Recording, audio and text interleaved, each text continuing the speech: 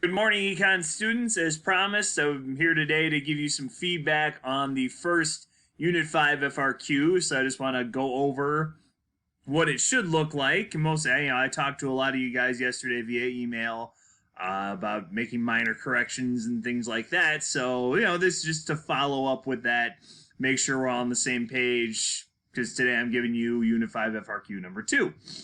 Hey, and one thing you should notice is that with these FRQs, from this point on, is good practice for the AP test because they include everything. So it's not just Unit 5 stuff, Phillips curves, loanable funds graphs, things like that.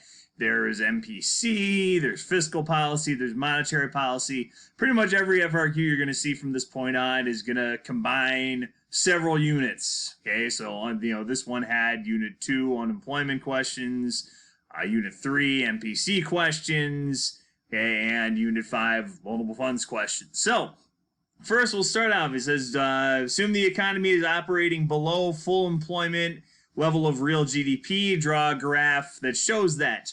This is what the graph should have looked like. Okay, now you don't need to show aggregate demand decreasing. If we're already starting with the economy at below full employment, okay, you just need to show that Laras is to the right and the equilibrium point is to the left. Okay, that this little triangle there, that's going to be your recessionary gap.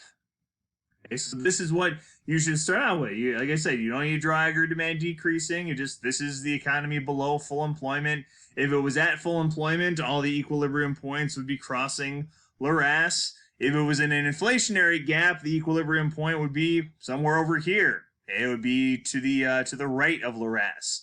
Okay, but that's stuff that I'm sure will come up in future FRQs. So we start with that part, so that you would get all the points if you drew that for Part A. Part B, the U.S. government increases spending on goods and services by $100 billion, which is financed by borrowing.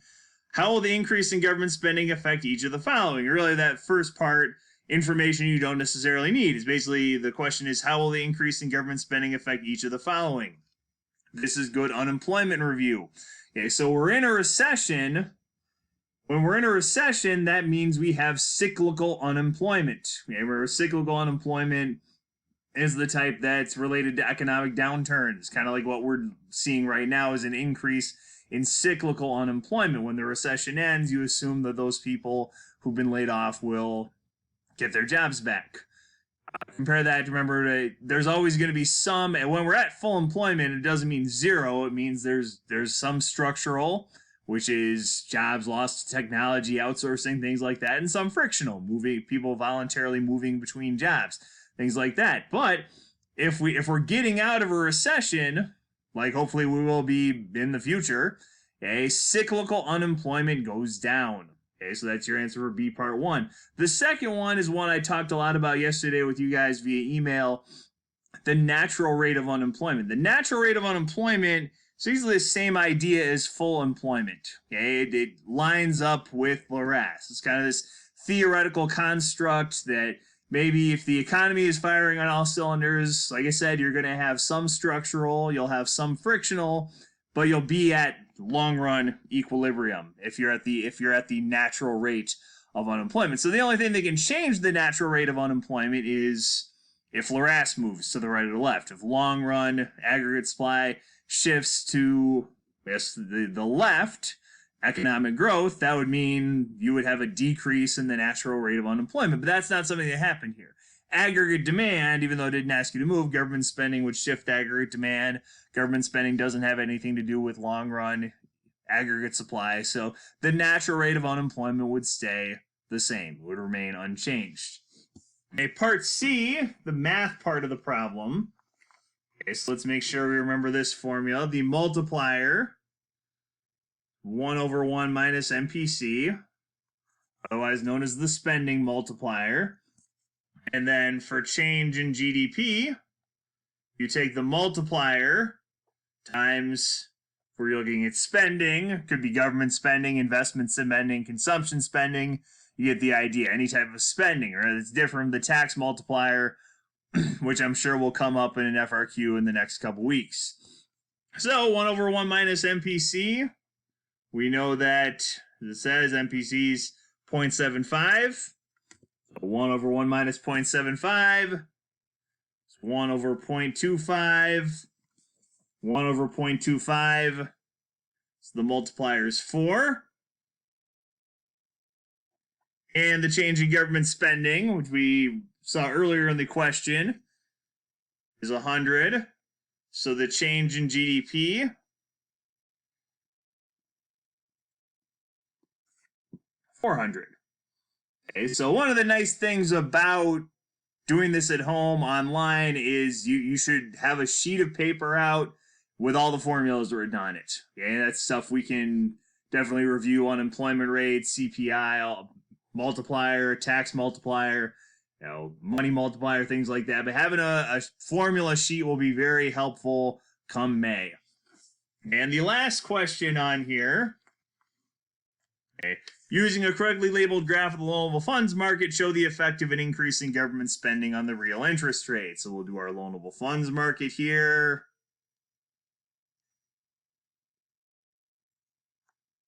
Supply of loanable funds, demand for loanable funds, the most recent graph that you guys learned about. So you have real interest rates and your quantity of loanable funds, your supply of loanable funds, demand for loanable funds, or demand for loanable funds, borrowing.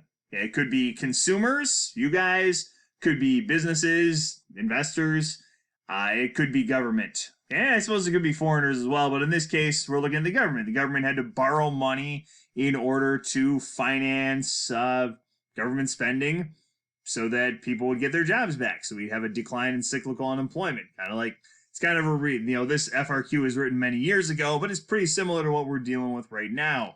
Government borrowing money to stimulate the economy. So because the government's borrowing more money, demand for loanable funds goes up.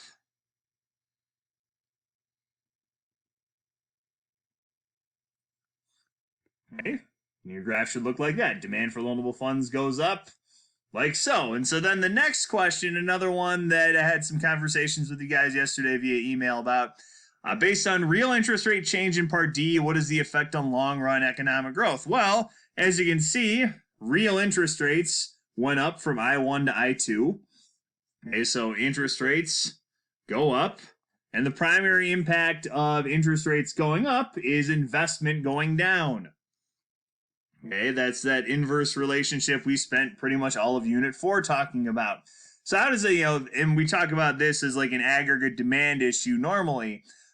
When the question asks about long-run economic growth, remember investment, when we're talking to the business side of things, it means factories, capital goods, changes in inventories, things like that.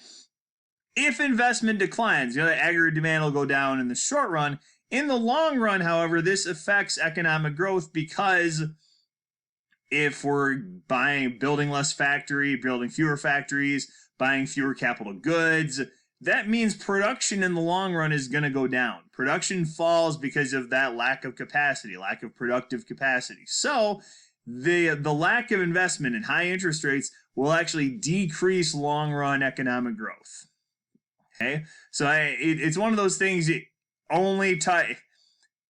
it's asking about long-run economic growth, then investment affects long-run economic growth. If it's just going to be talking about, how does this affect aggregate demand, you would put that as well. So it's really important you read the question carefully. And notice this question, it says, what happens to long-run economic growth? It doesn't say anything about what happens to aggregate demand, okay, or aggregate supply. It asks about long-run economic growth. So investment does affect long-run economic growth because it affects productive capacity, thanks to capital goods, factories, commercial construction, things like that. Okay, so you're going to be getting another question similar to this one today. This one today, I think, has a Phillips curve on it instead of loanable funds.